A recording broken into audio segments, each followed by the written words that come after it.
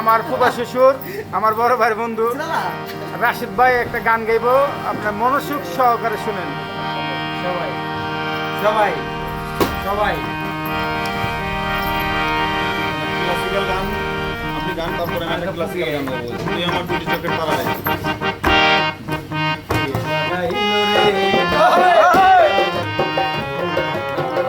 এমন রঙিলা দেখে আমি ধান্দা খায়া